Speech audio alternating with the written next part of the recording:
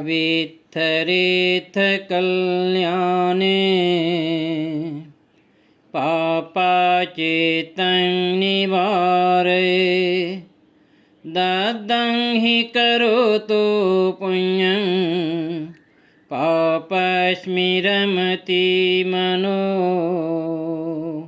बोले बुद्ध भगवान की करुणा हो। महाकारुणिक तथागत बुद्ध ने अपनी करुणा को दिखाते हुए हम सभी भक्त उपासकों के कल्याण के लिए 5 नियमों का उपदेश दिया है, जिसको पंचशील कहा जाता है। यह नियम को धारण करके हम सभी का निश्चित रूप से कल्याण होता है।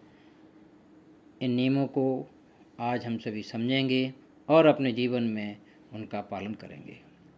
5 नियमों को कहने से पहले हम सभी 3 रत्नों की शरण में जाएंगे। उसके उपरांत पंचशील का पाठ करेंगे और पंचशील को हिंदी अर्थ सहित समझेंगे। सभी भक्त उपासक उपासिकाओं से अनुरोध है, हमारे साथ साथ इस त्रिशरण पंचशील को दोहराएं।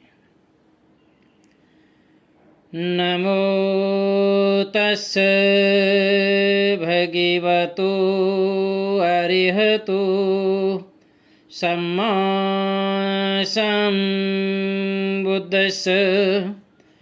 नमो तस्स भगवतो अरहतो सम्मा सम्बुद्धस्स। नमो तस्स भगवतो अरहतो सम्मा सम्बुद्धस्स। बुद्धं शरणं गच्छामि धम्मं शरणं गच्छामि संघं शरणं गच्छामि द्वितीयंपि बुद्धं शरणं गच्छामि द्वितीयंपि धम्मं शरणं गच्छामि द्वितीयंपि संघं शरणं गच्छामि तृतीयंपि बुद्धं शरणं गच्छामि तृतीयंपि धम्मं शरणं गच्छामि तृतीयंपि संघं शरणं गच्छामि। अभी पंचशील का पाठ करेंगे। पाणातिपाता वीरमणि सिक्खापदं समादयामि अदिन्नादाना वीरमणि सिक्खापदं समादयामि कामेषु मिच्छाचारा वीरमणि सिक्खापदं समादयामि मुसावादा वीरमणि सिक्खापदं समादयामि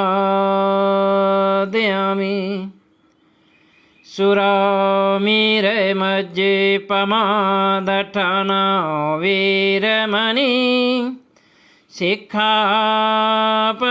समादयामि साधु साधु साधु।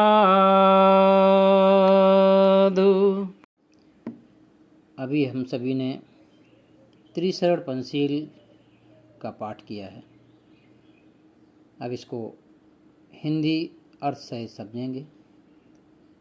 सर्वप्रथम हम सभी ने नमो तस्स भगवतो अरहतो सम्मा सम्बुद्धस्स ऐसा हमने 3 बार कहा। इसका अर्थ हुआ मैं उन सम्यक संबुद्ध को प्रणाम करता हूँ, नमस्कार करता हूँ, ऐसा हम सभी ने 3 बार कहा।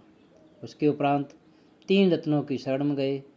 3 रत्नों की शरण, 3 रत्न बोलते हैं बुद्ध, धम्म और संघ। इसके अंतर्गत हम सभी ने कहा बुद्धं शरणं गच्छामि, अर्थात मैं बुद्ध की शरण में जाता हूँ, बोध की शरण में जाता हूँ, ज्ञान की शरण में जाता हूँ। फिर हमने कहा धम्मं शरणं गच्छामि, मैं धर्म की शरण में जाता हूँ, धम्म की शरण में जाता हूँ। भगवान बुद्ध के ने जितने भी उपदेश दिए पिछले 45 वर्षों तक, उन सभी को धम्म कहा जाता है। तो हम सभी धम्म की शरण में जाते हैं, ऐसा हमने कहा। फिर कहा संघं शरणं गच्छामि, हम संघ की शरण में जाते हैं। संघ से तात्पर्य है समूह से।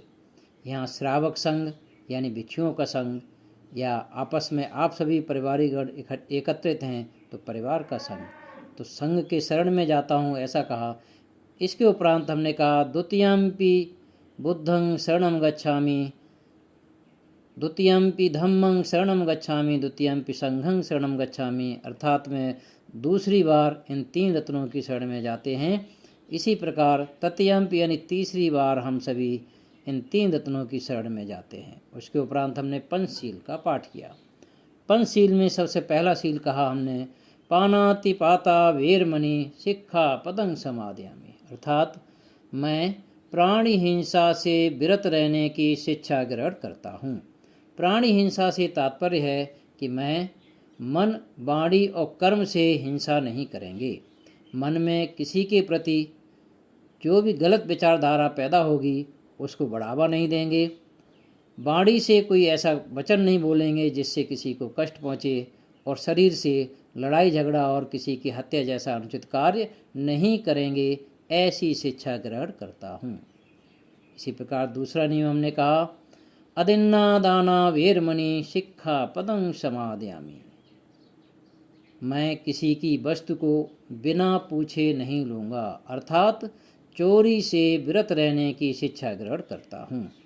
यदि हमारी कोई वस्तु हमसे बिना पूछे अगर ले लेता है तो हमको कष्ट होता है।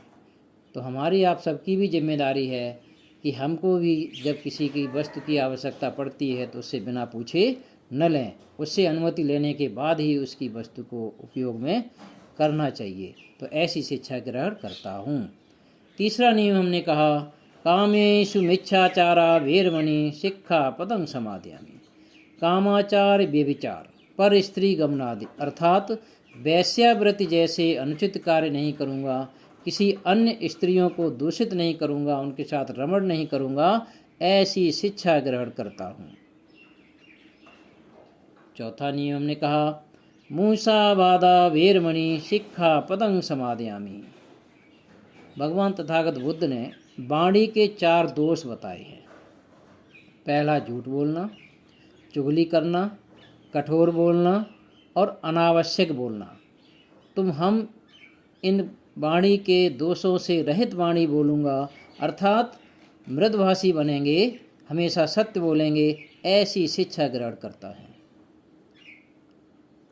पांचवा अंतिम नियम हमने कहा सुरा मेरे मज्जे पमादठाना वेरमणि शिक्षा पदं समादयामि, सुरा मेरे मज्ज, मैं किसी प्रकार की शराब, कच्ची पक्की अंग्रेजी कैसी भी हो, उसका सेवन नहीं करेंगे तथा अन्य मादक पदार्थ जैसे बीड़ी, तंबाकू, सिगरेट इत्यादि का सेवन नहीं करेंगे, और किसी ऐसे कार्य में संलिप्त नहीं होंगे जिसमें जन और धन की हानि होती हो, अर्थात जुआ इत्यादि से विरत यानी दूर रहने की शिक्षा ग्रहण करता हूँ।